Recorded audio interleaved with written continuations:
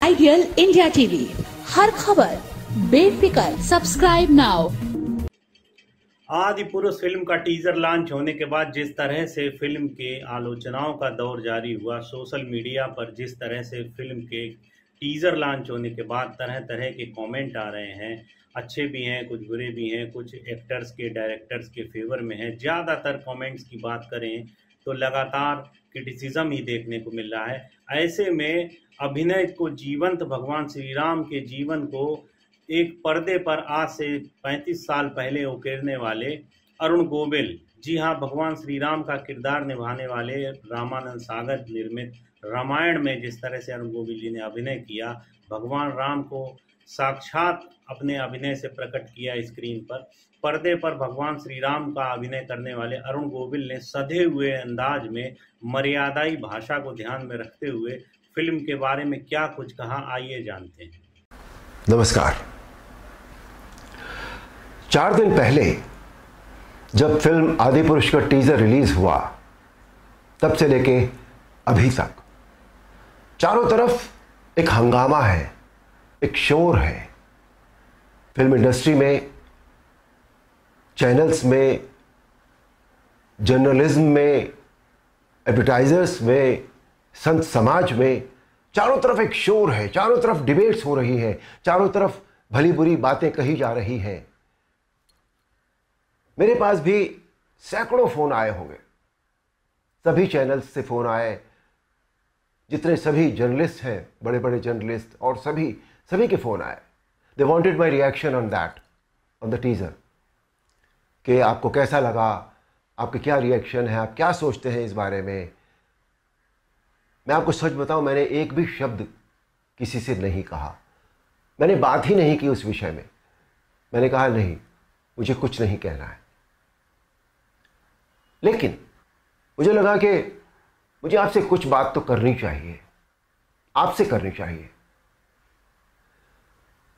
मेरे मन में बहुत सारी बातें बहुत सारे समय से आती रही हैं, और इस हंगामे को लेकर, इस इशू को लेकर मुझे लगा कि शायद ये सही समय है जब मैं अपनी बातें आपके साथ शेयर कर सकूं। दोस्तों, ध्यान से सुनिएगा। रामायण, महाभारत, श्रीमद् भागवत जैसे जितने भी ग्रंथ हैं, शास्त्र हैं, ये हमारी सांस्कृतिक और धार्मिक धरोहर है। ये हमारी संस्कृति है, ये हमारी जड़ है। सारी मानव सभ्यता के लिए ये नींव के समान है, और न तो नींव को हिलाया जा सकता है और न ही जड़ को बदला जा सकता है। नींव या जड़ से किसी भी तरह का खिलवाड़, किसी भी तरह की छेड़छाड़ बिल्कुल भी ठीक नहीं है। हमें इन शास्त्रों से संस्कार मिलते हैं, जीवन का आधार मिलता है। ये धरोहर ही हमें जीने की कला सिखाती है। हमारी संस्कृति विश्व की सबसे प्राचीन संस्कृति है। हमारी हर पीढ़ी इसे युगों युगों से आत्मसात करती आ रही है, जिसका सबसे बड़ा एग्जाम्पल है 2.5 साल पहले जब कोरोना आया था, तो कोरोना ने लोगों की धार्मिक भावनाओं को तब से लेकर आज तक और भी प्रबल कर दिया है। हमारी धार्मिक परंपराओं और मान्यताओं को और अधिक पुष्ट किया है इस महामारी ने। टीवी पर जब धारावाहिक रामायण प्रसारित हुई थी कोरोना के दौरान, तो रामायण ने एक विश्व रिकॉर्ड बनाया। आप सब जानते हैं, हम सब जानते हैं, ये एक बहुत बड़ा संकेत है हमारी मान्यताओं और परंपराओं की प्रामाणिकता का। इस बार यानी 2020 में रामायण आज की युवा पीढ़ी ने भी देखी, और 35 साल पहले बनी रामायण को पूरी श्रद्धा और आस्था से देखा, समझा और आत्मसात किया। आज जो बेहिसाब लोग मुझसे मिलते हैं, उनमें सबसे ज्यादा संख्या टीनेजर्स की होती है। दोस्तों, 500 साल के संघर्ष, अथक प्रयत्न और जद्दोजहद के बाद, न जाने कितना रक्त बहाने के बाद, हमें राम मंदिर के पक्ष में निर्णय मिला, और वहां एक भव्य मंदिर का निर्माण हो रहा है, जो 2024 तक पूरा भी हो जाएगा। अप्रिशिएट करने वाली बात यह है कि मंदिर को भव्यता देने के साथ साथ उसकी आत्मा और मौलिकता को ज्यों का त्यों रखकर यह मंदिर बन रहा है। हमें अपनी सभी सांस्कृतिक और धार्मिक धरोहरों और मान्यताओं को जैसी वो हैं वैसी ही बनाए रखना चाहिए, उनमें किसी भी तरह के बदलाव की न तो ज़रूरत है, न करना चाहिए और न ही किसी और को करने देना चाहिए।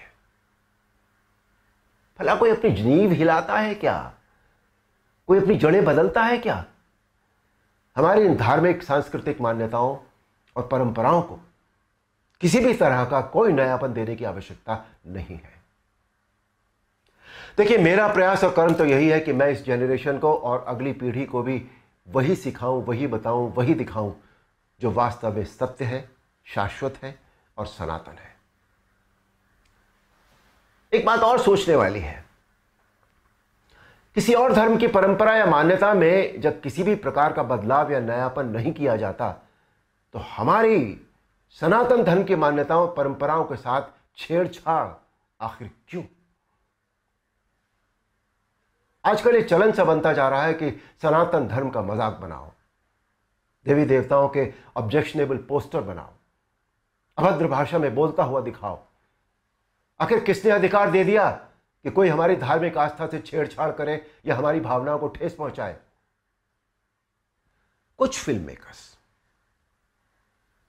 कुछ राइटर्स, कुछ पेंटर्स, कुछ एक्टर्स, कुछ एडवर्टाइजर्स को इस बात का विशेष ध्यान रखना चाहिए कि वो क्रिएटिव लिबर्टी के नाम पर धर्म का मजाक न बनाए और न ही किसी की मान्यता या परंपरा को तोड़ मरोड़ कर प्रस्तुत करें।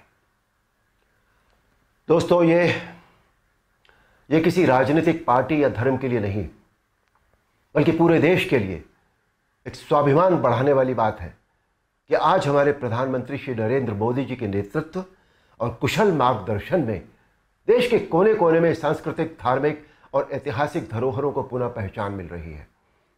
स्थान स्थान पर कॉरिडोर बनाए जा रहे हैं जिनसे हमारी इन धरोहरों की रक्षा भी हो रही है, उनका पुनर्निर्माण भी हो रहा है, साथ ही उनकी मौलिकता भी यथावत रखी जा रही है।